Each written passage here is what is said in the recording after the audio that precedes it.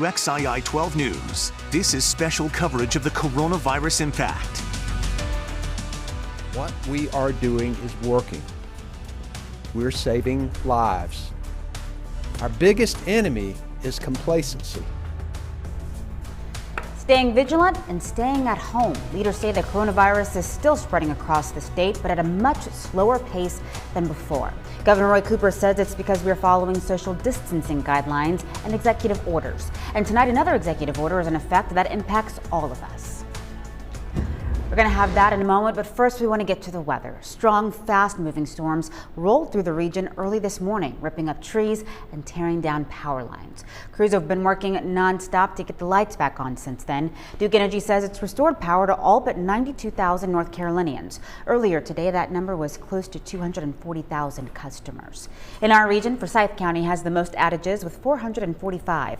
That's down from 900 just a few hours ago.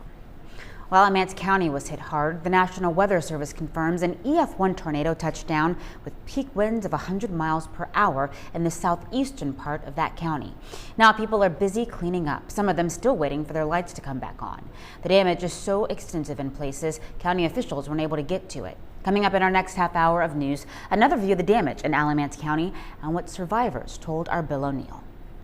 The storm killed a woman in Davidson County. Our Leanne Dinier talked with a relative and shows us the damage. The oak tree outside couldn't withhold the early morning storm. As I was coming out of my house, I heard my uncle calling out. He's like, somebody help us, please come help us. And I was like, Maurice? And he's like, yeah, he said, I can't find Belle. Powerful winds brought down trees and power lines across Davidson County and brought rescue crews to Linwood Southmont Road in the early hours of Monday morning. It was hard for us to get there. We had to cut our way through. And while we were doing that, there was also a nurse right almost in front of this house that was pinned in her car. She's very fortunate to be alive. The storm did take a life after this tree snapped. The husband was pinned in, just happened at the fork of the tree, hit it in the right place. But his wife of 61 years of age wasn't so lucky. Beverly was a good Christian woman, just Sunday school teacher, just a real community person. Teresa Hertz says the woman killed was her aunt. She says she didn't hear that tree come down, but heard the pain in her uncle's voice when she heard him calling for help, one house over from her own. And as they were pulling him out, he said, don't worry about me. He said, just please help my wife. He said, just do what you can. Hours later, crews continue to clean up a battered neighborhood, just as a family begins to wrap their minds around a loss they didn't see coming. Life is precious because you can go to bed and everything be okay and wake up and there's chaos.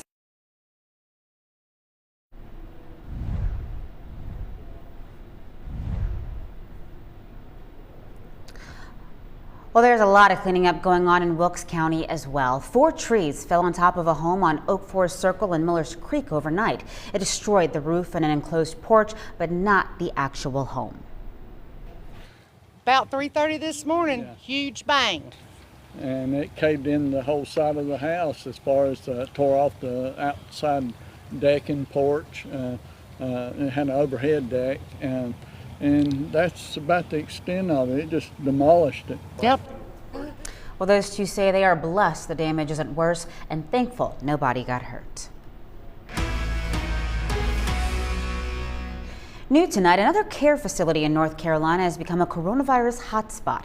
Rowan County health officials confirm 91 people have tested positive for COVID-19 there. They say most of those people caught the virus at a congregate care facility. The Rowan County Health Department says it is looking into these results.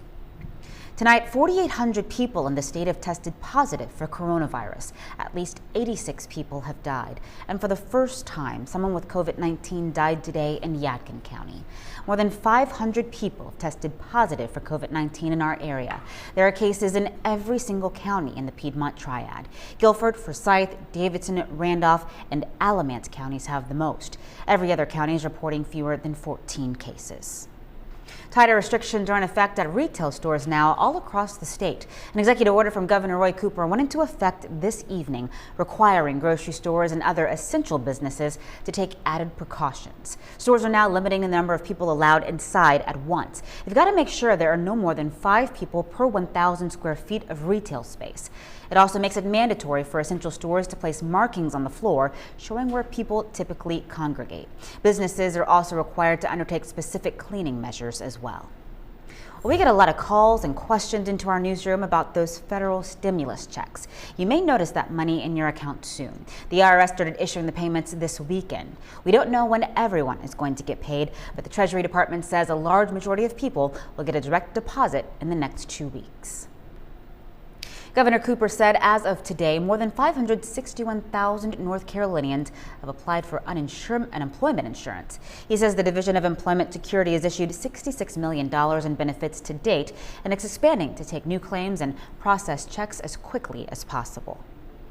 With non-essential businesses ordered to close and many essential businesses struggling to stay open, a local coffee shop owner has decided not to reopen when this is over. Our Brandon Bates is working from home as we continue social distancing here at WXII. He joins us live now with the next step for Twin City Hive Coffee Lounge. Brandon, I know this was a local favorite. Yeah, Brianna, Twin City Hive is on Brookstown Avenue in downtown Winston-Salem. I was actually there a few months ago doing a story about their success after Business 40 finally reopened, as they were impacted greatly. But right when customers started coming back, that's when coronavirus swept North Carolina, giving them one more obstacle that they have to deal with now. On Facebook, the owner of Twin Cities said this. He said, quote, "It's with a heavy heart that I write this post. I've decided not to reopen the shop. At this point, it's crucial that I keep from continuing to run up expenses while not able to open. After dealing with the closure of the interstate for almost a year, selling my home to keep the doors open, and now this," end quote. Governor Roy Cooper was asked about situations like the same one Twin City Hive is dealing with at today's news conference. He says he's talking to people in the business community about ways to boost the economy. Listen to this. We know that businesses in North Carolina and across the world have faced a major economic blow because of this virus, and that we know that a lot of workers have had hours reduced or have even been fired from a job. Terry Miller, who owns Twin City Hive, went on to say this in that Facebook post, quote, "This is one of the hardest things that I have ever done in my life. Please support local. Don't take it for granted that business will always be around. I certainly never imagined this would be the ending on Brookstown. Stay tuned. It is not over," end quote. Now, the owner of that coffee shop says they do plan to open at a different location. As far as when, that is still up in the air, but you can head to WXII12.com if you want to help. You can buy a $5 virtual cup of coffee to help this business moving forward. Reporting live from my house tonight, Brandon Bates, WXII 12 News.